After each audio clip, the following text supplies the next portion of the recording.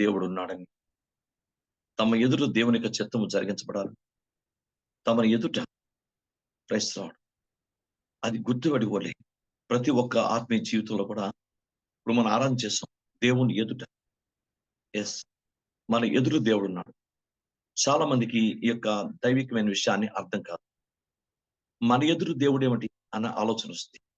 క్రైస్తవుడు బైబిల్ గ్రంథంలో ఉంది, ఆయన మన ఎదురు దానియేలు జాగ్రత్తగా ఉందాం, దానికి ఎదురు దేవుడు లేడు అక్కడ. ఆయన స్వరూపంలో లేడు, కానీ దానియేలు ఎదుట దేవుడు ఉన్నాడన్న సంగతిని ఆయన జ్ఞాపకం చేసుకుంటున్నాడు. ఆయన్ని దేవుని ఎదుటనే ప్రార్థన చేస్తాను అన్న ఆ స్థితిలోకి వచ్చాడు ఆయన. ఇక్కడ చాలా మంది జాగ్రత్తగా మన విషయాన్ని అర్థం చేసుకోవాలి.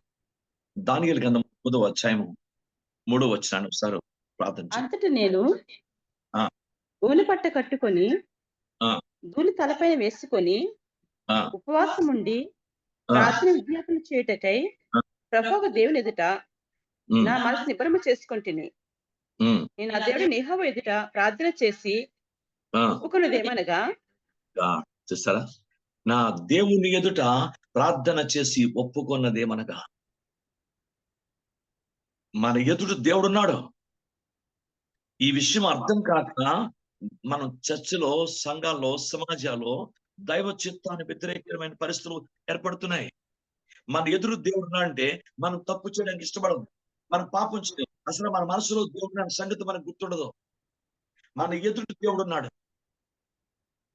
మన ఎదురు దేవుడు గుర్తుపెట్టుకుంటే నువ్వు పాపం చేయడానికి మనసు అంగీకరిస్తున్నావు, నువ్వు భయపడతావు, ఏ పరిస్థితి కూడా భయపడతావు. జాగ్రత్త మీరు గమనించాలి. దేవుని పాదాల దగ్గర నేర్చుకుందాం. దానియేలు కొన్న ఆలోచన ఏంటంటే, దానియేలు కూడా ఉద్దేశం అంటే తాను దేవుని ఎదుట ఒప్పుకుంటున్నాడు. తన ఎదుట దేవుని ఎదురు పెట్టుకొని దేవుడు తప్పని ఎదురు ఉన్నాడు. ఎందుకంటే ఆయన సర్వాంతర్యామి, ఆయన సర్వశక్తివంతుడు. ఎక్కడ తన ఇద్దరు వారి మధ్యన ఉంటారు సెలవిచ్చిన దేవుడు. మన మధ్య, మనతో, మన యందు ఉన్నవాడును అనువాడని ఉన్నవాడని అతను అర్థం చేసుకున్నాడు. అతను అంటున్నాడు, నేను నీ ఎదుట నేను పాపం చేసి ఒప్పుకుంటుంది ఏమనగా, దేవా నేను నీ ఎదుట, దేవుని ఎదుట. ఆయన ఎంత దైవ సంబంధంగా ఉన్నది ఉన్నట్టుగా ప్రార్థన చేస్తున్నాడు. అతని ప్రార్థన ఏంటంటే ఉన్నది ఉన్నట్టుగా ప్రార్థన చేస్తున్నాడు. ఆ ప్రార్థనలో దేవునికి అనుకూలమైన సంగతి. ఎందుకంటే ఆయన ప్రార్థన జవాబు కూడా అంత అద్భుతంగా మనం బైబిల్ గ్రంథంలో వచ్చి మనం దానియేలు గ్రంథంలో 9వ అధ్యాయంలో మనం పరిశీలించి చూడొచ్చు. దేవునికి స్తోత్రములు కలుగును గాక. లేఖనాల్లో దానియేలు గ్రంథము 9వ అధ్యాయంలోనే 20వ వచనం చదవండి. నేను ఇంకా పలుకుచు ప్రార్థన చేయొచ్చు పవిత్ర పర్వతము కొరకు నా దేవుడి యెహోవా ఎదుట నా పాపమును, నా జన్మ యొక్క పాపమును ఒప్పుకొనుచు నా దేవుని విజ్ఞాపన చేయుచుంటిని. చూసారా, నేను ఈలాగు మాట్లాడుచు ప్రార్థన చేయుచుండగా మొదట నేను దర్శనమందు చూచిన అతి ప్రకాశమానుడైన గాబ్రియల్ నా మనుష్యుడు సాయంత్రం అర్పించే సమయమున నాకు కనబడి నన్ను ముట్టెను. Praise God. ఉందా? అతడు ప్రార్థన ఎంత దైవిక విజ్ఞానం, ఎంత యథార్థంగా పాపాన్ని ఒప్పుకొని ప్రార్థన చేస్తున్నాడు. నేను నా సమస్తమైన జనులు కూడా సిగ్గునందవలసిన వారమే. మేము నీ దృష్టికి నీ ఎదుటి నీ పాపం చేస్తాం ప్రభా, మేము నీ ఎదుటి పాపం చేస్తాం, మా సేవకులు లేక మా ప్రవక్త మీద తిరుగుబాటు చేసిన వారు మేము అని లేఖనాలు స్పష్టంగా ఒప్పుకుంటున్నాడు దానియేలు. దేవుని గ్రంథంలో స్పష్టంగా రాయబడిన దేవుని వాక్యంలో 5వ వచనం, మేమైతే నీ దాసులకు, ప్రవక్తలు నీ నామమును బట్టి మా రాజులకును, మా అధిపతులను, మా పితరులను, యూదా దేశ జనములందరికీ చెప్పిన మాటలు ఆలయింపగా నీ ఆజ్ఞను, నీ విధులను అనుసరి మాని పాపను, దుష్టమైన చెడుతనమునందు ప్రవర్తించు తిరుగుబాటు చేసిన వారము. మేము తిరుగుబాటు చేస్తాం ప్రభా. ఎంత స్పష్టంగా ఉన్నది ఉన్నట్టుగా దేవుని పాదాల దగ్గర ఇదిగో బైబిల్ గ్రంథంలో దేవునికి వాక్యం చెప్తుంది, ప్రభువా నీవే నీతిమంతుడువు, మేమైతే సిగ్గుచేత ముఖ వికారం పొందిన వారము, మేము నీ మీద తిరుగుబాటు చేస్తుంది, దానిని బట్టి నీవు సకల జన్మ దేశములకు మమ్మల్ని తరిమితివి. యెరూషలేము యూదా దేశంలోను నివసించు స్వదేశ వాసులుగా ఉన్నట్టు పరదేశ వాసులుగా ఉన్నట్టు ఇశ్రాయేలు అందరికీ మాకు నీ దినమున సిగ్గే తగి ఉన్నది. ప్రభువా నీకు విరోధంగా మేము పాపము చేసిందా, మాకును, మా రాజులకును, మా అధిపతులు, మా పితరులకును ముఖము చిన్నబోనట్లుగా సిగ్గేతంది. మేము మా దేవుడిని యెహోవాకు విరోధంగా తిరుగుబాటు చేస్తామని అయితే నీవు ఆయన క్షమాపణలు గలవా దేవుడై ఉన్నాడు. దేవుని స్తోత్రం. ఆయన ప్రభుకి బైబిల్ దేవుడు ఆయన అంటాడు, దేవుని వాక్యంలో స్పష్టంగా మేము మా దేవుడిని యెహోవా మాట వినకపోతిమి. Praise the Lord. బైబిల్ గ్రంథంలో ఉంది, వినకపోతిమి. మేము నీ ధర్మశాస్త్రం ఇశ్రాయేలు అందరూ నీ అతిక్రమించి నీ మాట వెనక తిరుగుబాటు చేసి మేము మా పాపము చేస్తుంది కనుక నేను శపించుతానని నీవు నీ దాసుడుగా మోసే ధర్మశాస్త్రం మీద ప్రమాణం చేసినట్టు ఆ శాపం మా మీద కుమ్మరించితివి. ఎంత యథార్థంగా దేవుని స్థానంలో నువ్వు మరి ఇలా చేసావు ప్రభా, ఇంత ప్రేమగా వాడినావు, మమ్మల్ని క్షమించు అని ఎంత దైవికంగా దానియేలు ఉన్నది ఉన్నట్టుగా తన జీవితాన్ని దేవుని పాదాల దగ్గర, ఇశ్రాయేలురా మీ హృదయములను ఆయన సన్నిధిని కుమ్మరించమని లేఖనాల్లో రాయబడిన ప్రకారం కూడా ఆయన సన్నిధిని దేవుడి సన్నిధి ఉదయం దానియేలు దేవుడి సన్నిధి కుమ్మరించుకుంటాడు హృదయాన్ని. అది ప్రార్థన, అది ప్రార్థన. ఆ పశ్చాత్తాపం, ఆ యథార్థ, ఆ ఒప్పుకోలు, దేవుని వాక్యం ఉన్నది ఉన్నట్టుగా దేవుని పట్ల యథార్థత, ఇవన్నీ ప్రార్థనలు చక్కగా ఉండి ఆ ప్రార్థనకి దేవుడు జవాబిస్తాడు. బైబిల్ గ్రంథంలో నీవు ప్రార్థన చేస్తున్నప్పుడు లేఖనాల్లో దేవుని వాక్యం చెప్తుంది, నువ్వు ప్రార్థన చేస్తున్నప్పుడు మేము నీ మాటని విన్నాను ప్రభా, దేవునికి మహిమ కలుగును గాక. బైబిల్ చూడండి ఎంత స్పష్టంగా ఉంది లేఖన ప్రకారం. ఆ మనుషుడు లేఖన మనం నేను ఈలాగున మాట్లాడుతూ ప్రార్థన చేయచుండగా 21వ వచనం, మొదటి నేను దర్శనమందు చూసిన అతి ప్రశాసమైన దబ్బిన మనుషుడు సాయంత్రం బలి అర్పించమన్న నాకు కనబడి నన్ను ముట్టాడు అని ముట్టాడు. దానియేలు అంటున్నాడు, దర్శనమిచ్చినప్పుడు దేవుడు పంపించాడు. బైబిల్ గ్రంథంలో దేవుని పాదాల దగ్గర నేర్చుకోండి. నేనైనా మీరైనా ప్రభు పాదాల లేఖనం 23వ వచనం, నీవు బహుప్రియుడవు గనుక నీవు విజ్ఞాపన చేయని ఆరంభించినప్పుడు ఈ సంగతి నీకు చెప్పుటకు వెళ్ళవలని ఆజ్ఞ బయలుదేరిన కావున ఈ సంగతి నీకు తెలుసుకొని నీకు కలిగిన దర్శన భావను గ్రహించుము. బైబిల్ గ్రంథాన్ని పరిశీలించండి. తన ప్రార్థనలో ఎంత యథార్థంగా, ఎంత ఉన్నతంగా, ఎంత దీనత్వం కలిగి ఉన్నది ఉన్నట్టుగా తన జీవితాన్ని లేక తన పాపాన్ని, తన ప్రజల పాపాన్ని, తన సమస్తమైన పాపాన్ని ఒప్పుకుంటూ దానియేలు యథార్థంగా ప్రార్థన చేస్తే క్షమాపణ పొందుకోవడం మాత్రమే కాదు, దర్శనం చూశాడు, మాట్లాడుతున్నాడు, గాబ్రియేలుతో మాట్లాడుతున్నాడు, నేను నీ కొరకే పంపబడ్డాను, నీ ప్రార్థన నాకు వినబడింది, నువ్వు ప్రార్థన విజ్ఞాపన చేసి ఆరంభించినప్పుడే నాకు దేవుని యొద్ద నుండి నీ యొద్దకు వెళ్ళడానికి ఆజ్ఞమైంది. అదండి అలాంటి ప్రార్థన జీవితం, అలాంటి ప్రార్థన స్థితి దేవుడుంటే, తగిన దైవ వాక్యానుసారం ఉంటే మనము యోగ్యులు చేయబడతాం. మనకు అలాంటి దైవికమైన స్థితి కావాలి. దేవుని ఎదుట ఆ స్థితి రావాలి మన దగ్గర. మన ఎదుట ప్రభు ఉన్నాడు సంగతిని గుర్తెరగండి. మన ఎదుటే ప్రభు ఉన్నాడు.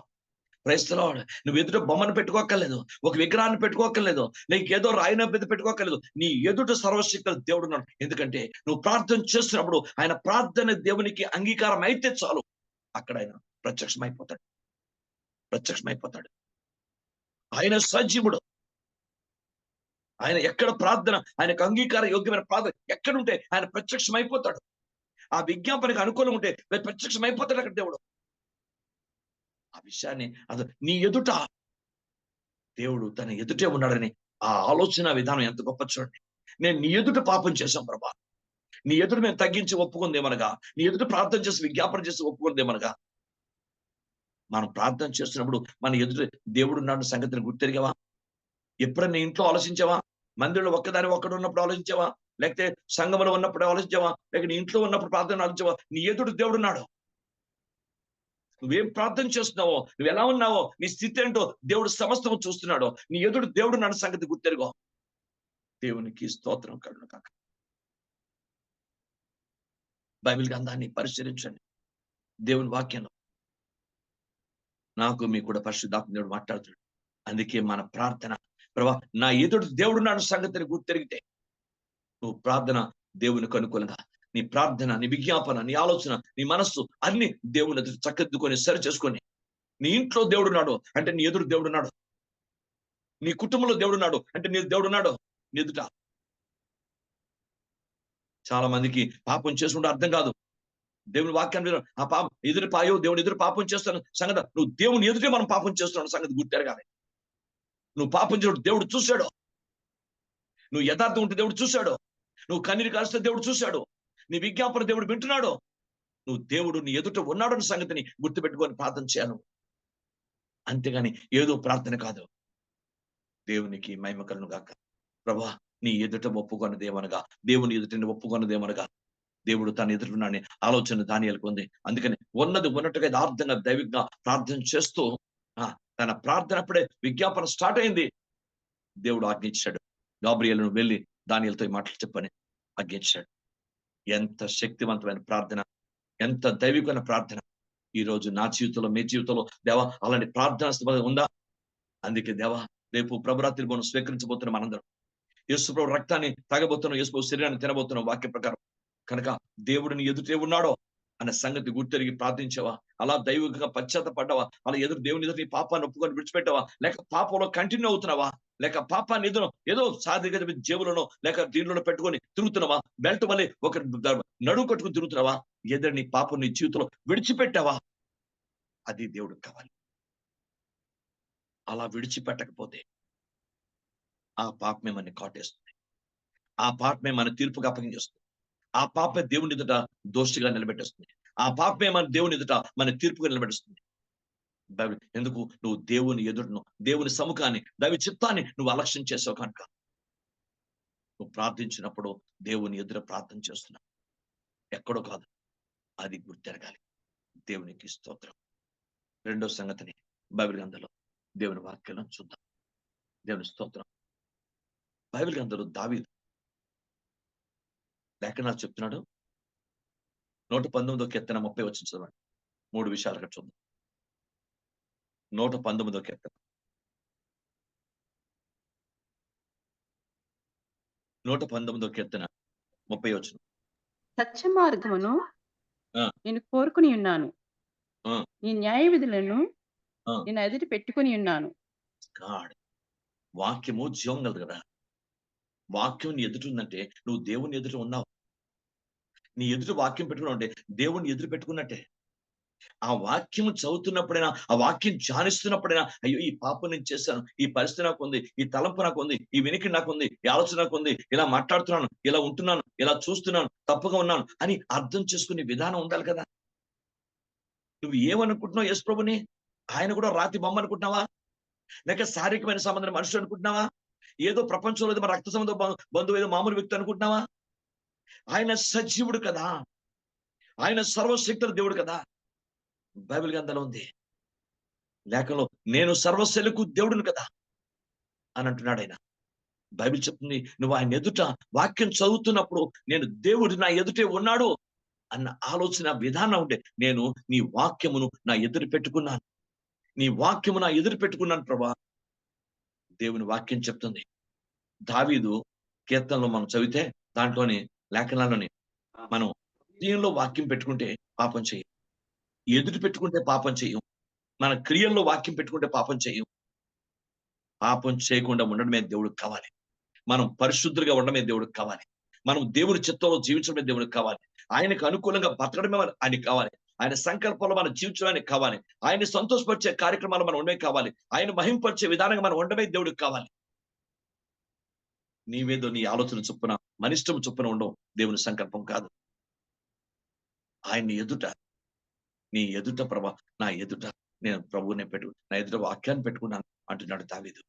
అంటే నా ఎదురు అంటే దేవుడు ఉన్నట్టే. అక్కడ వాక్యము జీవం గలది. ఆయన సజీవుడే దేవుని వాక్యంలో ఉన్నాడు కనుక ఆయన. రెండవది బైబిల్ గ్రంథంలోని కీర్తనలు 26:3. కీర్తనలు 26:3.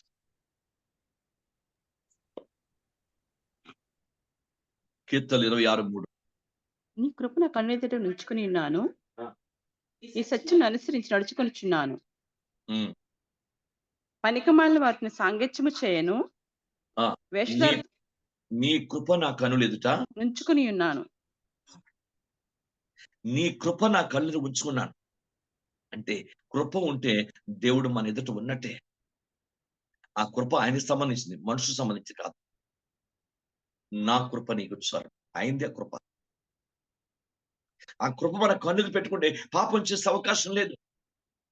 ధైర్యము, శక్తి, నిరీక్షణ, ఉద్యమం, ఉత్సాహం, విజయం అన్ని మన సొంతం ఉంది. అందుకే బైబిల్లో గొలియాతు దగ్గరికి వెళ్ళినప్పుడు లేఖన ప్రకారం, నేను కుక్కరు అనుకున్నావా, నువ్వు కర్ర పట్టుకుని వచ్చావు, నేను కుక్కరు అనుకున్నావు అంటాడు. కుక్క కాదు, దావీదు దేవుడిని ఎదురు పెట్టుకుని వెళ్ళాడు. దేవుని వాక్యాన్ని, వాగ్దానాన్ని ఎదురు పెట్టుకుని వెళ్ళాడు. సింహం చేతిలో నుండి నైనా ఎలుగుబంటి చేతిలో నుండి నన్ను విడిపించిన దేవుడు నన్ను విడిపించడా? వాక్యం పెట్టుకుని వెళ్ళాడు. అందుకే గొలియాతును సులభంగా జయించాడు. ఒకే ఒక రాత్రితో పడగొట్టాడు. కారణం మధ్యలో ఉన్న పరిశుద్ధాత్మ. రెండవది దావీదు దేవుని ఎదురు పెట్టుకొని వెళ్ళాడు. దేవుని స్తోత్రం. యుద్ధము యెహోవాది అంటున్నాడు. అది నాది కాదు యుద్ధం. నేనైతే నేను వేరేగా ఉండాలా, నేను వేరే సిద్ధపాటు వేరు. కానీ నేను కాదు యుద్ధం చేసేది, నా పక్షమున దేవుడు యుద్ధం చేస్తాడు. యుద్ధము యెహోవాది అన్నాడు. బైబిల్ చెప్తుంది ఆయన దేవుణ్ణి ఎదురు పెట్టుకున్నాడు, వాక్యాన్ని ఎదురు పెట్టుకున్నాడు, వాగ్దాన్ని ఎదురు పెట్టుకున్నాడు. సింహమును నోటి నుండి నన్ను సింహపు బలం నుండి లేక మనుషులు లేక దేవుడి వాక్యాన్ని వ్యతిరేకంగా ఆ ఎలుగుబంటి బలం నన్ను విడిపించిన దేవుడు అంటున్నాడు. అంటే ఆ జరిగిన దాన్ని జ్ఞాపం చేసుకుని నిరీక్షణ కలిగి తన ఎదురు దేవుని పెట్టుకుని వెళ్తున్నాడు. ఇప్పుడు నన్ను విడిపించిన బైబిల్ గ్రంథంలో ఉంది, దేవుని వాక్యంలో. అయ్యా సున్నతుడే నీ ఫిలిష్తీయుడు నాకు లెక్క. ఎందుకంత ఎంత ధైర్యం ఎలా వచ్చింది? తన ఎదుట దేవుని వాక్యాన్ని, దేవుణ్ణి, దైవవాక్యాన్ని పెట్టుకొని బయలుదేరాడు దావీదు. అందుకే అంత విశ్వాసపడుగా దేవుడు అతన్ని దీవించి ఆయన అతని పక్షాన దేవుడే ఆయన గోలియాతును పడగొట్టి ఒకే ఒక రాతి వేత. దేవుడికి స్తోత్రం. ఒక చిన్న గులకరాయి చాలు గోలియాతును పడగొట్టిస్తుంది. దేవుని స్తోత్రం. బైబిల్ ఉంది దావీదు అంటున్నాడు, 2వ అపోస్తలుల కార్యము 2వ అధ్యాయం 25వ వచనంలో చెప్తాడు, నా ఎదుట నేను ప్రభువుని చూచుంటిని. దేవుని స్తోత్రం. ఎవరు ప్రభువుని చూడగలరు? యథార్థవంతుడు, శుద్ధ హృదయం గలవా. బైబిల్ గ్రంథం హృదయ శుద్ధి గలవా ధన్యులు వారు దేవుని చూచారు. యథార్థవంతులు దేవుని ముఖ దర్శనం చూద్దని కీర్తనకారుడు రాస్తున్నాడు. కనుక యథార్థంగా హృదయ శుద్ధి కలిగి ఉంటే మన ఎదుడు దేవుని చూస్తాం, మనం ప్రభువుని చూస్తాం. మనం ఆయన ఖచ్చితంగా మనకు కనిపిస్తాడు. ఆయన దర్శనము, ఆయన వెలుగు, ఆయన కృప, ఆయన సన్నిధి, ఆయన అనుభవించే ఆ మహిమ గల సన్నిధిని అనుభవించే స్థితితో ఇవన్నీ కూడా మనం అనిపిస్తాం. జస్ట్ ఆయన ప్రసన్నతో మనం అనిపిస్తాం. బైబిల్ చెప్తుంది, నువ్వు ఏది ఎదురు పట్టుకొని ఉంటున్నావు నీ జీవితానికి, నాకు మీ కూడా ప్రభు యొక్క ఆత్మ మాట్లాడుతున్నాడు. నిజమే, ఏదో నువ్వు ఒక ప్రార్థనకి వెళ్తున్నావు, నీ ఎదురు ప్రభు ఉన్నాడా? నీతో ప్రభు ఉన్నాడా? దేవునికి స్తోత్రం. హల్లెలూయా. బైబిల్ గ్రంథంలో దేవుని వాక్యంలో మీరు బైబిల్ గ్రంథం, అందుకే కానాను విందులని వాళ్ళు ఎంత తెలివిగా ఆ యూదులు, ఆ వ్యక్తులు వాళ్ళందరూ జాగ్రత్త. అందుకే ఎవరిని పిలిస్తే ఎంతమంది పిలిచినా యేసు ప్రభువుని శిష్యులు కూడా వారు అక్కడ పిలవబడడం జరిగింది. వాళ్ళు ఎంతో మందిని పిలిచారు, కానీ వేరే విషయం. కానీ యేసు ప్రభువుని కూడా పిలిచారు, శిష్యులు కూడా పిలిచారు. కానీ ఎవరు చేయలేని కార్యాన్ని ఆయన ఒక్కడక్కడ చేశాడు. కానాను విందులో ఊహించలేదు వాళ్ళు. పెండి యజమాని ఆ సంబంధించినటువంటి ఆ యొక్క వ్యక్తులంటే అందరూ ఆశ్చర్యపడిపోతున్నారు. ఏంటి పరిస్థితి? అయ్యో, నా పరువు ప్రతిష్టలు కాపాడవు తండ్రి. దేవుని వాక్యం చెప్తుంది, అక్కడ ఎవరినో కాదు, మనతో వెళ్ళినప్పుడు మనం దేనికి వెళ్ళినా సరే, నాతో నువ్వు రా ప్రభా, నాకు ముందు నువ్వు ఉండు ప్రభా, నాలో నువ్వు ఉండు ప్రభా. నేను మాట్లాడితే, నేను చేస్తే అక్కడ కార్యం చదువు, నువ్వు మాట్లాడుతండి, మీరు కార్యం చేయండి, మీ చిత్తం జరిగించండి అని ప్రభువుని ముందు పెట్టుకున్నావా? ప్రభువుని నీలో పెట్టుకున్నావా? ప్రభు యొక్క వాక్య ప్రకారం నీ ఎదురు పెట్టుకుని ప్రభువుని వెళ్తున్నావా? లేక మన ఇష్టాన్ని బట్టి మనం వెళుతున్నామా? మనకున్న పరిస్థితిని బట్టి మనం వెళ్ళిపోతున్నామా? No no no. నేను నా ఎదుట ప్రభువుని పెట్టుకుంటే శబాని హతం పొసిహలందరియా.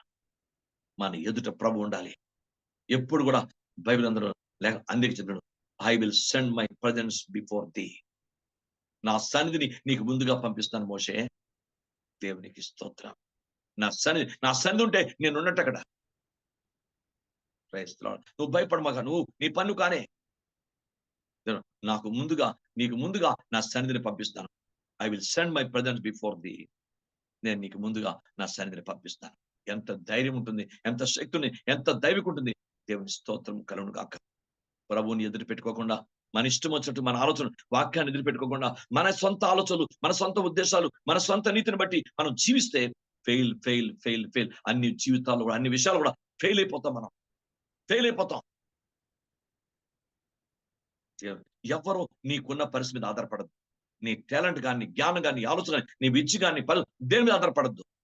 Depend on the God. దేవుని మీద ఆధారపడవు. దేవుని మీద ఆధారపడవు.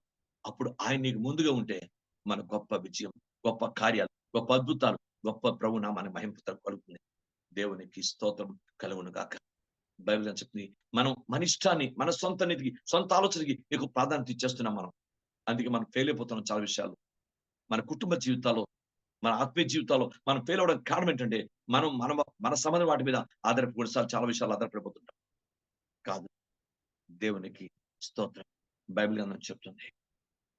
ఓ దేవుని యొక్క వాక్యానుసారంగా ఆయన ఎదుట, ఆయన ఎదుట దేవునికి మహిమ కలుగును గాక. బైబిల్ గ్రంథంలో లేఖనంలో ఉన్న విషయాలేంటంటే, యెహెజ్కేలు గ్రంథం 14వ అధ్యాయం 3వ వచనం నుంచి 9వ వచనం వరకు చెప్పండి. యెహెజ్కేలు గ్రంథం. నరపుత్రుడా, ఆ! ఈ మనుషులు తమ హృదయములలో ఆ! విగ్రహములను నిలుపుకొని ఆ! దోషం పుట్టించే అభ్యంతరమును ఆ! తమ ఎదుటనే పెట్టుకొని ఉన్నారు. Praise God. ఆ! చదవండి. వీరి నా యొద్ద ఏమైనా విచారణ చేయదగునా? ఆ! కావున నీవు ఆ! వారికి సంగతి తెలియజేసి ఇలాగ చెప్పుము. ప్రభువైన హ్మ్. యెహోవా సెలవిచ్చినదేమనగా, ఆ! తమ విస్తారమైన విగ్రహములను బట్టి ఆ! తమ మనసును విగ్రహములను నిలుపుకొని, ఆ! తమకు దోషము కలుగు చేసుకొని, ఆ! తమ ఎదుట అభ్యంతరములు పెట్టుకొని, ఆ! ప్రవక్త యొద్దకు వచ్చి ఇశ్రాయేలులందరూ తమ విగ్రహముల మూలముగా నాకు ఆ! అన్యులైరు గనుక, ఆ! నేను వారి హృదయమును లోపరుచుకున్నట్లు ఆ! యెహోవానగు నేనే వారికి ఆ! పద్ధతులనిచ్చున్నాను. ఆ! కాబట్టి హ్మ్. ఇశ్రాయేలులకు నీవు ఈ మాట ఆ! చెప్పుము. ఆ! ప్రభువగు యెహోవా సెలవిచ్చినదేమనగా, ఆ! ఈ విగ్రహములను విడిచిపెట్టి మీరు హ్మ్. చేయు హేయ కృత్యములన్నిటినీ హ్మ్. మాని మనసు హ్మ్. త్రిప్పుకొనుడి. గాడ్ దేవుని స్తోత్రం. మన ఎదుట అభ్యంతరములు పెట్టుకుంటున్నాం. మన మనసులో విగ్రహాలు పెట్టుకుంటున్నాం. మన హృదయంలో విగ్రహాలు పెట్టుకుంటున్నాం. మన ఎదుట దేవుడు పెట్టుకోవట్లేదు. ఇశ్రాయేలీయులు అది చేశారు. బైబిల్ గ్రంథాన్ని పరిశీలిస్తే ఇశ్రాయేలు అది చేశారు. నరపుత్రుడా, ఈ మాట ఇశ్రాయేలుకి చెప్పు. వాళ్ళ ఎదుట అభ్యంతరాలు పెట్టుకున్నారు. వాళ్ళ మనస్సులో విగ్రహాలు పెట్టుకున్నారు. వాళ్ళ హృదయంలో విగ్రహాలు పెట్టుకున్నారు. వాళ్ళు నా దగ్గరికి వచ్చి విచారణ చేయదగునా? వాళ్ళ ఇబ్బందులు గాని, వాళ్ళ కష్టాలు గాని, సమస్యలు గాని, వారికున్న నేను వింటానప్పుడు బైబిల్ గ్రంథంలో రాస్తాడు. మీరు ప్రార్థన చేసినప్పుడు నా చెవులు మూసుకో. బైబిల్ గ్రంథంలో ఉంది. దేవుని పాదాల దగ్గర ఒకసారి నేర్చుకుందాం. తండ్రి, మన ఎదుట ఏ అభ్యంతరాలున్నాయి? ప్రతి కుటుంబం, ప్రతి భార్యాభర్తల పిల్లలు కనీసం ఈ జూమ్‌లోకి వచ్చిన వ్యక్తి అయినా సరే, నీ ఎదుట ఏ అభ్యంతరాలున్నాయి? ప్రతి బ్రదర్, సిస్టర్ ఎవరసలు జ్ఞాపకం చేసుకోండి. ఎవరు ఎదుటున్నారో ఒకసారి నీ ఎదుట ఏ అభ్యంతరం ఉంది? దేవునికి ప్రతికూలమైనది ఏది ఎదురు పెట్టుకొని నువ్వు ప్రార్థన చేస్తున్నావు? ఏది దైవ వాక్యాన్ని వ్యతిరేకంగా ప్రార్థన చేస్తున్నావు? ఏది నీ జీవితంలో ఎదుట అభ్యంతరాలున్నాయి? ఆ అభ్యంతరాలను వాక్యాన్ని వ్యతిరేకంగా తీసివేయకుంటే మన ప్రార్థన ఎలా ప్రభు దగ్గరికి వెళుతుంది? మన మనవులు దేవుని దగ్గరికి ఎలా వెళ్తాయి? ప్రభువా నన్ను క్షమించయ్యా. అందుకే దేవా శుద్ధీకరణ కొడుకు ద్వారా ప్రభురాత్రి భోజనం తింటున్నాం అంటే, ప్రభురాత్రి భోజనం స్వీకరిస్తున్నాం అంటే, మన ఎదుట ప్రభు ఉంటాడు. క్రైస్తవుడు యెషులు ఎదుట ప్రభు ఆ రోజు శరీరధారిగా ఉన్నాడు కనుక, ఆ 12 మంది ఆ బల చుట్టూ మొత్తం ఆయన మధ్యలో ఆయన కూర్చొని చుట్టూ 12 మంది బల కూర్చున్నారు. కనీసం ఇస్కరియోతు యూదా తన ఎదుట ప్రభు ఉన్నాడని కనీసం ఆలోచించకుండా బైబిల్ ఎవరు నన్ను అప్పగిస్తుంటే నా చేతిని ఎవరు బైబిల్ గ్రంథంలో నేను ఆ యొక్క ద్రాక్ష మ దానిలో చిరకలో ముంచి ఎవరికైతే రొట్టె ముక్కలు ఇస్తానో నేను వాడే నన్ను అప్పగిస్తున్నాడు. ఆయన నాతో కూడా ఆయన చెయ్యి ముంచువాడే. Praise the lord. ఎవరు వాడే పెట్టాడు. ఇస్కరియోతు యూదా. తమ ఎదురు దేవుడు నా సంగతి మర్చిపోయాడు. అసలు కనీసం వాడి జీవితాన్ని వాడు అప్పగించడానికే ప్రయత్నం చేస్తున్నాడు తప్ప, వాడు హృదయంలో సాతాను దూరాడు కనుక ఇంకా బైబిల్ ఉంది. వాడు బొక్క తిరగానే సాతాను వాళ్ళ దూరిపోయాడు. ఇంక ముందు సాతాను మనసు దూరింది. సాతాను ఆలోచనలొచ్చాయి. ఇప్పుడు ఏకంగా సాతాను దూరిపోయాడు. ఇంక వాడు ఎదుటి యేసుని కనీసం యేసుకుంటాడు. అందుకే డైరెక్ట్‌గా దేవుని దగ్గరికెళ్ళి ఆయన డైరెక్ట్‌గా అప్పగించాడు యేసుప్రభుని. మనకు అలాంటి పరిస్థితి రాకూడదు. బైబిల్ చెప్తుంది. నీ ఎదుట ఏ అభ్యంతరాలున్నాయి? ఏ అభ్యంతరాలతో నువ్వు దేవుని మహిమ కొరకు అలా ఉంటున్నావు? ఏ విధంగా నువ్వు ప్రార్థన చేస్తున్నావు, ఆరాధన చేస్తున్నావు, స్తుతి చేస్తున్నావు, మనం వాక్యం చదువుతాం. నీ ఎదుట అభ్యంతరాలున్నాయి. మన ఎదుట ఏ అభ్యంతరాలు పెట్టుకున్నాం? ప్రతి బ్రదర్, సిస్టర్ కూడా గమనించండి. కొద్దిమందైనా పర్వాలేదు. జూమ్ కుడికిలో పరిశుద్ధాత్మడు నీతో నాతో మాట్లాడుతున్నాడు. నీ ఎదుట అభ్యంతరాలు పెట్టుకొని, నీ మనసులో విగ్రహాలు పెట్టుకొని, ఉదయంలో విగ్రహాలు పెట్టుకొని, మీరు నేను ప్రార్థన చేయదగునా? లేక ఆయనకి విన్నపములు చెప్పదగునా? లేక మనం ఆయన సన్నిధిలో మనం విచారింపదగునా? ఆలోచిద్దాం. ఈ సాయంకాల వేళ ఒక పవిత్రమైనటువంటి వేళ. మన జీవితాలు సరిచేసుకోవడానికి దేవునికి అనుకూలమైన వేళ. నన్ను క్షమించు ప్రభా! నిజమే. చాలా సార్లు మన ఎదుట ఏవేవో పెట్టేసుకొని మనం రకరకాలుగా ప్రవర్తించేస్తుంటాం, మాట్లాడేస్తుంటాం, ఇష్టం జీవించేస్తుంటాం. మన ఎదుటి ఏవేవో పెట్టించుకుంటాం. బైబిల్ చెప్తుంది, నీ ఎదుటి ఏది ఉన్నా, దైవ చిత్తానికి వ్యతిరేకంగా ఏదున్నా నువ్వు దానిలో పాపం చేసిన వ్యక్తి అయిపోతావు. దైవ చిత్తానికి వ్యతిరేకమైన ఏదో మన ఎదుట ఉంటానికి లేదు. దేవుని పాదాల దగ్గర జ్ఞాపకం చేసుకుంటాను. ఈరోజు తండ్రి నన్ను క్షమించయ్యా. నా ఎదుట ఈ నా మనసులో ఏ విగ్రహాలు ఉన్నాయో, నా హృదయంలో ఏ విగ్రహాలు ఉన్నాయో నీకు తెలుసు. వాటిని నేను తీసివేసుకోవడానికి కృప దయచే ప్రభా. నా ఎదుట ఏది కూడా ప్రభా నువ్వే ఉండాలి. ఎప్పుడు కూడా వాక్యం ఉండాలి, వాక్యానుసారం నీ కృప ఉండాలి ప్రభా. ఎప్పుడు కూడా నా కళ్ళు ఎదుట నేను చూడగలిగిన దైవిక స్థితిని ప్రభా దయచే నన్ను పరిశుద్ధపరచండి. నన్ను పరిశుద్ధపరచండి ప్రభా. దేవుని స్తోత్రం కలుగును గాక. బైబిల్ గ్రంథం చెప్తుంది, నేనైనా మీరైనా మెచ్చుకుందాం. బైబిల్ గ్రంథం ఒక అద్భుతమైన విషయాన్ని నేను చూపిస్తాను. లూకా సువార్త 15వ అధ్యాయం 18వ వచనం.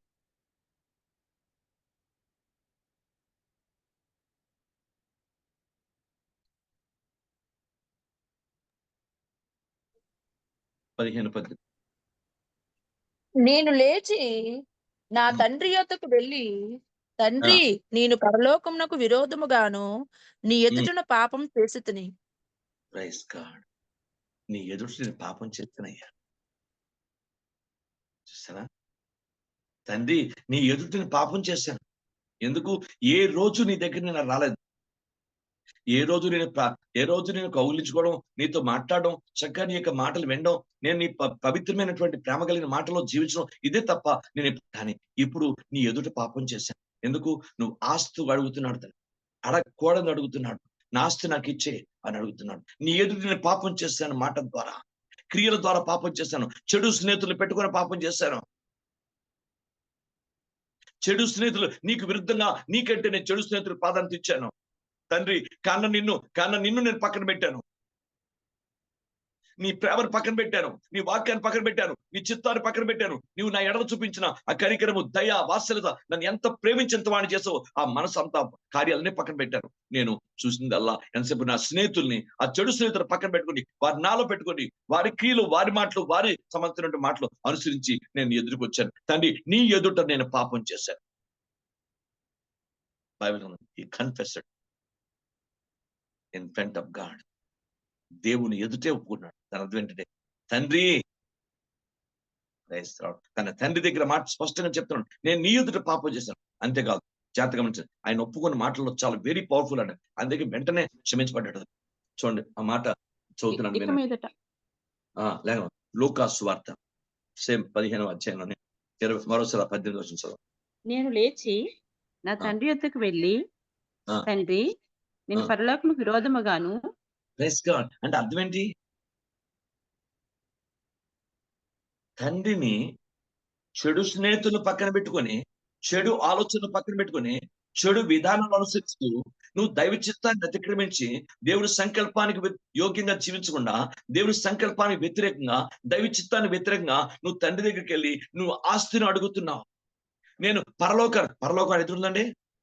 చెప్పండి. పరలోకాన్ని ఎదురుందా? లేదు కదా. మామూలుగా శరీరంగా లేదు కదా. కానీ నీకును పరలోకానికి, పరిశుద్ధాత్మకు విరుద్ధంగా పాపం చేశాను. ఎంత స్పష్టంగా దేవుని ఆత్మ మాట్లాడుతున్నాడు చూడండి. పరిశుద్ధాత్మ వ్యతిరేకంగా పాపం చేశాను. ఎందుకు? అడగకూడదు అడిగితే అది పాపమే, చేయకూడదు చేస్తే అది పాపమే, వినకూడదు వింటే అది పాపమే, చూడకూడదు చూస్తే నువ్వు పాపమే. అది దేవుని ఎదురే నువ్వు పాపం చేసావు. పరలోకాన్ని వ్యతిరేక పాపం చేసావు, పరిశుద్ధ విరుద్ధంగా పాపం చేసావు. ఆ పాపాన్ని మన జీవితంలో విడిచిపెట్టాలి. ఆ పాపాన్ని మన దేవుని ఎదుట ఒప్పుకోవాలి, పశ్చాత్తపడాలి. విడివిడిన హృదయంతో మన పాపాన్ని ఒప్పుకొని విడిచిపెట్టాలి. అందుకే దేవుడు అతన్ని క్షమించాడు. తండ్రి వెంటనే, అసలు కనీసం ఆలోచన, వెంటనే క్షమించి తండ్రి ఆయన అతని మెడ మీద ముద్దు పెట్టుకొని ఏడ్చి అతన్ని హక్కును చేర్చుకొని అతనికి ఏవైతే పోగొట్టుకున్నాడో అవన్నీ సమస్తాన్ని అనుగ్రహించి అతని కొరకు విందుని ఏర్పాటు చేసినట్టు లేఖనాలు చెప్తున్నాయి. ఈరోజు ఆలోచించండి, మనకు తెలియకుండానే పరిశుద్ధాత్మ విరుద్ధంగా పాపం చేస్తున్నాం. చెడును మనం దగ్గర పెట్టుకున్నాం, చెడు స్నేహితులు దగ్గర పెట్టుకున్నాం, దైవవాక్యాన్ని వ్యతిరేకంగా మన తల్లి కంటే, తండ్రి కంటే, అన్నదమ్ముల కంటే, మన దేవుడి కంటే, వాక్యాన్ని కంటే, దేవుడిచ్చిన సేవకుడి కంటే అన్నిటికంటే లోక సంబంధమైన మనుషులు ప్రాధాన్యత ఇచ్చి, శారీరక సంబంధమైన మనుషులు ప్రాధాన్యత ఇచ్చి, వాక్యాన్ని వ్యతిరేక మనుషులు ప్రాధాన్యత ఇచ్చి, మన జీవితంలో దేవుని వాక్యాన్ని వ్యతిరేకంగా మనం ఉంటున్న పరిస్థితి కూడా దేవుడు చూస్తున్నాడు. అందుకే నీ ఎదుట నేను పాపం చేస్తాను అంటున్నాడు. నీ ఎదుట నేను పాపం చేస్తాను, నీకు నువ్వు పరలోకానికి పరిశుద్ధాత్మకి విరోధంగా నేను పాపం చేశాను. ఆ 3 మాటలు తండ్రిని హత్తుకున్నాయి. వెంటనే కౌగిలించుకొని మెడ మీద ముద్దు పెట్టుకొని ఏడుస్తాడు. అతన్ని ఏమని వర్ణించాడు? మామూలు వర్ణ కాదు, రియాలిటీ, యథార్థమైనది. నా కుమారుడు చనిపోయి తిరిగి వచ్చాడు. దేవుని స్తోత్రం అన్నాడు. పాపం చేశాడు కాదు అక్కడ, అతడు చనిపోయాడు. He did. అతడు చనిపోయాడు కనుకనే తండ్రిని వ్యతిరేకించాడు. అతడు చనిపోయాడు కనుకనే దేవుని చిత్తాన్ని వ్యతిరేకించాడు. అతడు చనిపోయాడు కనుకనే దేవుని సంకల్పాన్ని వ్యతిరేకించాడు. అతను చనిపోయాడు కనుకనే అడగకూడదని అడిగి, ఆశను అడిగి, చెడు స్నేహితులతో వెళ్ళి అక్కడ ఖర్చు పెట్టాడు. బైబిల్ గ్రంథం చెప్తుంది, నువ్వు ఎప్పుడు చచ్చిన వాడిగా, చచ్చిన దానికి ఉంటే నువ్వు ఏం చేస్తావో, ఏం మాట్లాడతావో నీకే తెలియకుండా దేవుని దృష్టికి వ్యతిరేకంగా పాపం చేసిన వ్యక్తి అయిపోతావు.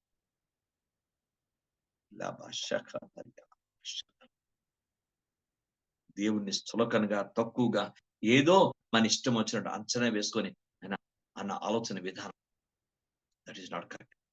అది పద్ధతి కాదు, దేవుని దృష్టికి యోగ్యం కాదు. క్రైస్తరాడు ఇప్పుడు ఆలోచించండి, నేను చచ్చున్నానా, బతుకున్నానా? నీ దగ్గర ఓ పాపపు తలంపు వచ్చింది, నువ్వు చచ్చిన వాడు అయితేనే అది అనుసరిస్తావు, లేకపోతే వెంటనే దాన్ని తునీకరిస్తావు. బైబిల్ గ్రంథాన్ని పరిశీలించండి, దేవుని వాక్యంలో ఉన్న సత్యం. తండ్రి, నీ ఎదుటే నేను పాపం చేశాను, నీకు నువ్వు పరలోకానికి పరిశుద్ధాత్మే వ్యతిరేకంగా పాపం చేశాను అని క్షమించుతండ్రి. నీ కుమారుడు అనిపించుకుంటూ నాకు ఎలాంటి యోగ్యత లేదయ్యా. నీ పని వారిలో నన్ను ఒకడిగా పెట్టుకో ప్రభా. నన్ను కనికరించు నాయన. Praise the name. తండ్రి, ఉదయం కరిగిపోయింది. ఆయన మాటల్లోనే ఆయన సిద్ధపరచుకొని వచ్చాడు. యథార్థంగా మాట్లాడుతున్నాడు. అక్కడ ఏం తేడా లేదు. ఉన్నది ఉన్నట్టుగా ఒప్పుకొని విడిచిపెడుతున్నాడు పాపాన్ని. దేవుడికి, ప్రభువుకి అది నచ్చింది. ప్రభు దాన్ని స్పందించాడు. వెంటనే బైబిల్ చెప్తుంది, అతను కౌగిలించుకొని మెడ మీద బొద్దు పెట్టుకున్నాడు. ఈ రోజు తండ్రి నన్ను నిన్ను క్షమించాలంటే మన ప్రార్థనలో ఆయన ఎదుట పాపం చేశాం, ఆయన వాక్యాన్ని వ్యతిరేకంగా ఎక్కడ మనం దేవుని చిత్తాన్ని వ్యతిరేకంగా పాపం అంటే అక్కడ చచ్చిన వారం అని లెక్క. అందుకే బైబిల్ గ్రంథంలో, ప్రకటన గ్రంథంలో చాలా స్పష్టంగా 3వ అధ్యాయం రాస్తారు చూడండి. చాలా స్పష్టంగా ప్రకటన గ్రంథంలో 3వ అధ్యాయం రాశాడు. నేను ఈ మాట చూస్తుంటే భయం వేస్తుంటుంది కొన్నిసార్లు మనకి, దేవుని గ్రంథం చదువుతుంటే. చూడండి, నీ క్రియలు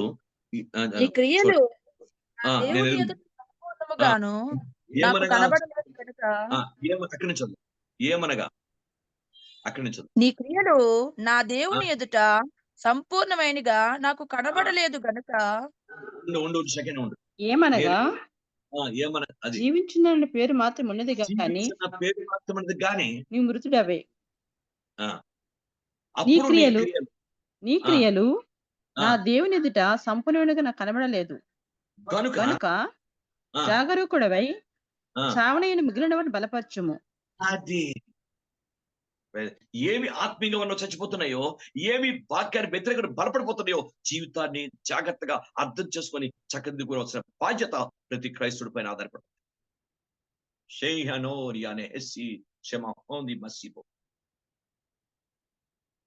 ఏమి చచ్చిపోతున్నాయి? ఇంకా నీలో ప్రేమ చచ్చిపోతుందా? విధేయత చచ్చిపోతుందా? పరిశుద్ధి చచ్చిపోతుందా?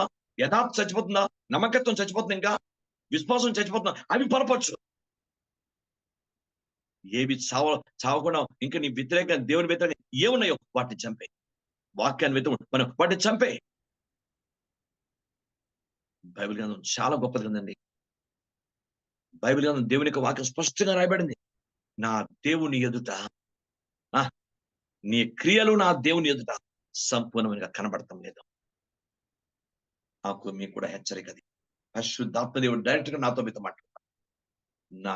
నీ క్రియలో నా దేవుని ఎదుట సంపూర్ణం కనబడటం లేదు. హల్లెలూయా. ఇంకా ఏవైతే చావలసిన వాడిని బలపరచు, వాక్యాన్ని వ్యతిరేకంగా చంపు, దైవ చిత్తాన్ని వ్యతిరేకంగా ఉండద్దు. నీ ఎదుట షాహని అన్న బహోసి అందరిగా బైబిల్ చెప్తుంది. దేవుని పాదాలు దగ్గర ప్రతి ఒక్కరు తండ్రి నిజమే, ఈ రోజు నాతో సూటిగా మాట్లాడుతుంది. నీ ఎదుట నేను పాపం చేశానయ్యా. ఎదుట మనకి మామూలుగా రూపంలో దేవుడు కనిపించడు. Praise the Lord. బైబిల్ పెట్టుకొని ఎంతమంది టీవీ చూస్తున్నారు? దేవుని మన కళ్ళెదుట పెట్టుకుంటాం, మన హృదయంలో పెట్టుకుంటాం. ఎక్కడ మనం లోక సంబంధించినటువంటి చూస్తున్నాం? ఆలోచించండి. తండ్రి ఎదరో ప్రతి ఒక్కరం తండ్రి పాద రేపు స్వీకరించిపోయేది ఆయన శరీరం. ఆయన మన ఎదుట ఉంటాడు. మన ఎదుట ఉన్నాడాయన. ప్రజలు రేపు మందిరంలో ఆయన ఉంటాడాయన. మనకంటే ముందు ఆయన ఉంటాడు. మనం ప్రభురత్న మనం తీసుకున్నప్పుడు ఆయన అక్కడ ఉంటాడు. ఆయన ఎదుట, నా ఎదుట, మీ ఎదుట ప్రభు ఉన్నాడు. యవనస్తులు జ్ఞాపం చేసుకోండి. ప్రార్థన చేయకుండా, వాక్యం చదవకుండా, వాక్యానుసారం ఉండకుండా, ఏమీ లేకుండా ఏదో లోపల ఒకటి బయట ఒకటి అన్నట్టుంటే వెరీ డేంజరస్. నువ్వు రెడ్ జోన్ లోకి వెళ్ళిపోతావు. Very danger. రెడ్ జోన్ లోకి వెళ్ళిపోతావు. సేఫ్ జోన్ లో ఉండవు. జాగ్రత్త. ప్రభుత్వం తీసుకొని మళ్ళీ ఇష్టం వచ్చినట్టు ప్రవర్తించి మాట్లాడి జీవించే విధానం ఉంటే దాని పరిణామం వేరుగా ఉంటుంది. ఎందుకంటే మన ఎదుట ప్రభు ఉంటున్నాడు అక్కడ. ప్రభురాత్రి పోయిన అంటే చిన్న కార్యం కాదు. క్షణంలో మనం సిప్ చేస్తాం. ప్రభు ఎక్కడ క్షణంలో వచ్చిన రొట్టె ముక్క అనుకొని కాబట్టి నొట్ట పడేసుకుంటాం. కానీ దాని వెనకాతల బ్యాక్గ్రౌండ్, ఆయన పడిన శ్రమ, ఆయన చేసిన కార్యం, ఆయన పొందిన దెబ్బలో, ఆయన కార్చిన రక్తం ఎంత భయంకరంగా నా గురించి మీ గురించి శ్రమ పడ్డాడు. ఎంత బాధపడ్డాడు ఆయన. ఎంత మన కొరకు తగ్గించుకున్నాడో వధించబడిన కోరి పిలవాలి. అది గుర్తెరిగి, అందుకే ఇది ప్రభు రక్తం అని వివేచింపగా అని రాసిపోగా దీన్ని తిని తాగినట్లయితే క్రైస్తవుడు చాలా. అందుకే మీలో అనేకులు రోగులు, అనేకులు బైబిల్ గ్రంథంలో చనిపోతున్నారు అని రాశాడు దేవుని వాక్యం. అంచది ఏదో అన్నట్టు కాదు.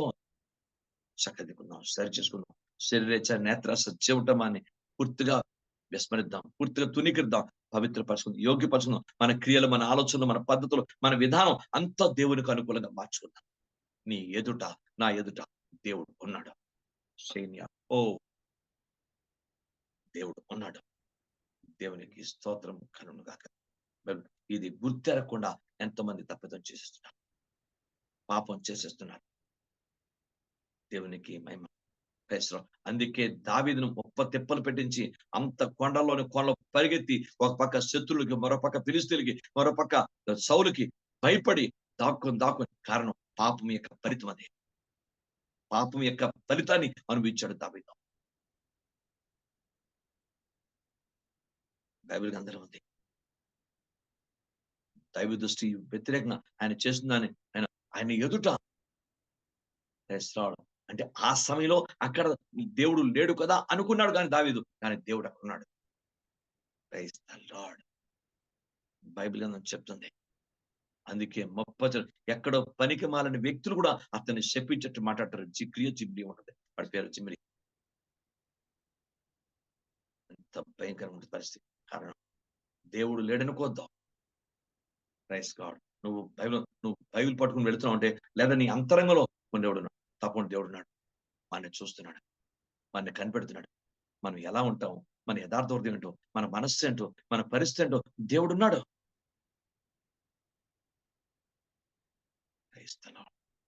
బైబిల్ చెప్తుంది. అందుకే నేను మీరు కూడా చక్కదిద్దుకొని, సరి చేసుకొని, పరిశుద్ధపరచుకొని రేపు ప్రభు యొక్క శరీరం తిని రక్తం తాగడానికి మన జీవితాలను అప్పగిద్దాం. క్షమించండి తండ్రి, అయ్యా కనికరించండి.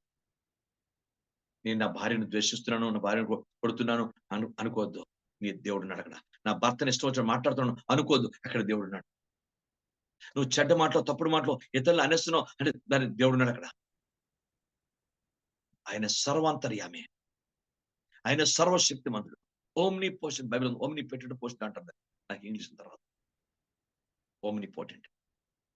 ఆయన నేను సర్వశల్యకు దేవుడు. ఎక్కడ తన విధములు వారి మధ్య ఉంటాడు. ఆయన మన ఎదుట ఉన్నాడు. మన ఎదుట ఉన్నాడు సంగతి మనం గుర్తెరగం. దేవునికి స్తోత్రం కలుగును గాక. బైబిల్ పరిశీలన. అందుకే దేవుని ఎదుట మనం పాపం అందుకే తప్పేరు కుమారుడు అంత స్పష్టంగా మాట్లాడు. నేను పరలోకం ఆయన దగ్గర లేదు. అక్కడ పరలోకాన్ని వ్యతిరేకంగా పాపం చేశాను. పరిశుద్ధాత్మ వ్యతిరేకంగా పాపం చేశాను. వాడికి అర్థమైంది. ఎప్పుడు అర్థమైంది? వాడు పశ్చాత్తపడి కన్నీరు గార్చి వాడు అర్థమైన పరిస్థితి. అంటే పాపం ఎక్కడో తండ్రి ఎదుట ఆస్తి పట్టుకెళ్ళిపోయిన కాదు అక్కడ. అది ఒకటే పాయింట్ కాదు అక్కడ. నేను పరలోకాన్ని వ్యతిరేకంగా పాపం చేస్తున్నా అర్థం చేస్తున్నాడు. నేను పరిశుద్ధాత్మ విరుద్ధంగా పాపం అర్థం చేస్తున్నాడు. క్రైస్తవ జీవితంలో ఈ 3 పాపాలు ఉంటాయి. మనుషులకు వ్యతిరేకంగా, పరిశుద్ధాత్మ వ్యతిరేకంగా, పరలోకానికి వ్యతిరేకంగా. ఈ 3 తప్పిదాలు ఉండటం వల్లే పంది పొట్టు తినే స్థాయికి వచ్చాడు. లాభా శకాతరియా ఓరి మహందరియా.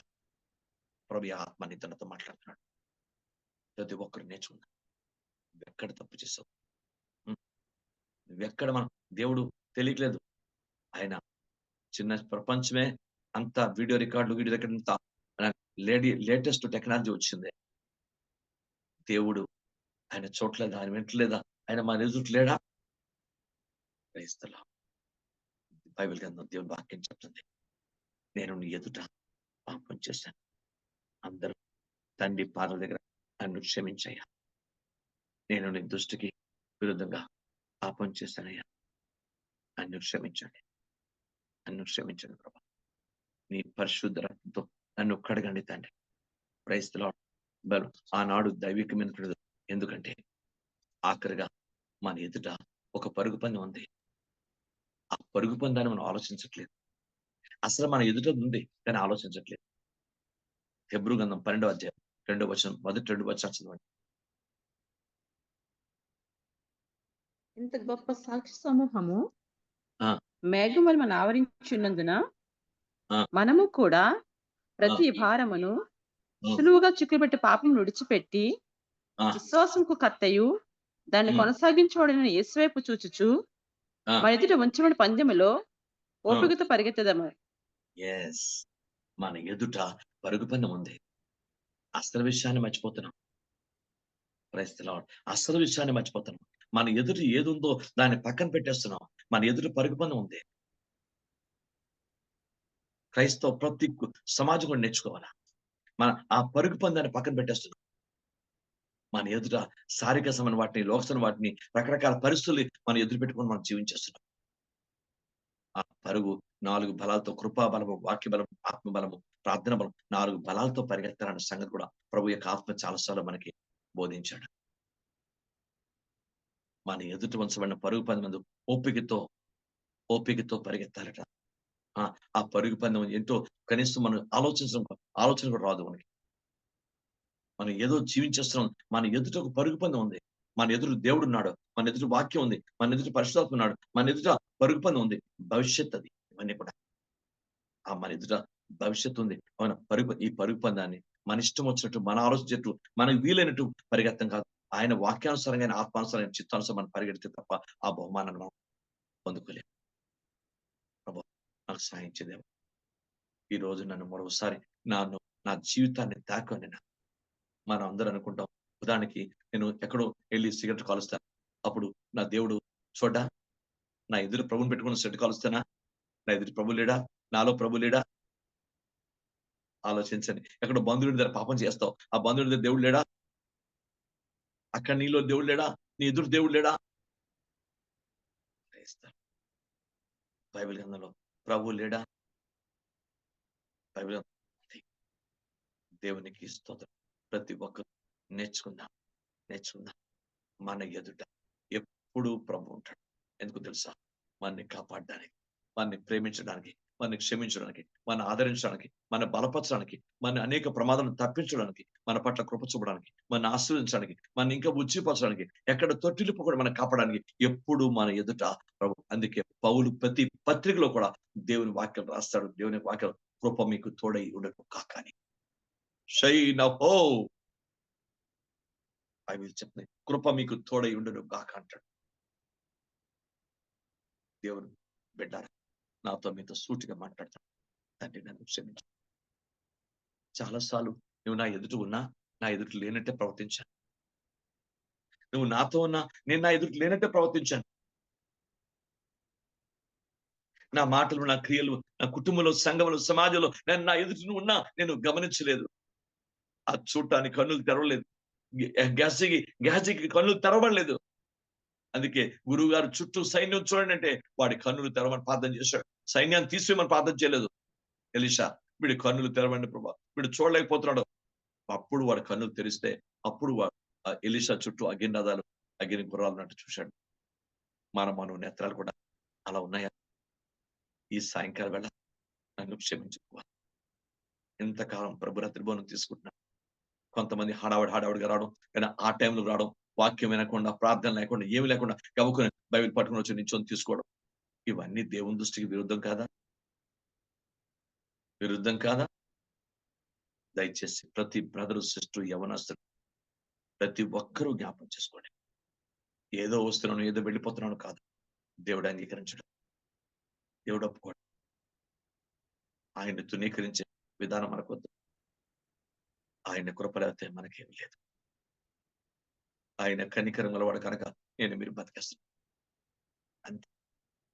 ఆయన కృపాసత్య సంపూర్ణ కనుక మనని కనిపిస్తున్నాడు. మన ఎదుటే ఎన్నో అభ్యంతరాలు పెట్టుకున్నాం, మనలోని విగ్రహాలు పెట్టుకున్నాం. మనం ఏదో మన ఇష్టం వచ్చినట్టు జీవించేస్తున్నాం. వద్దు, మనకు ఆ స్థితి వద్దు. నాతో మీతో కూడా సూటిగా ప్రభు ఆత్మ మాట్లాడుతున్నాడు. డైరెక్ట్ గా పరిశుద్ధాత్మడు మాట్లాడుతున్నాడు. క్షమించండి తండ్రి, నన్ను క్షమించయ్యా. ప్రార్థన చేసుకున్నాను. ప్రభు తన మాటలు మనకు దీవించనుగా. రేపు ప్రభు రాత్రి మనం తీసుకుపోతున్నా. రేపు ప్రభు యొక్క శరీరం, రక్తం తిని తాగబోతున్నా కనుక ఏదో హడావిడిగా, ఏదో అప్పుడే ఉదయం అంతా 10 గంటల నుంచి ఆరాధన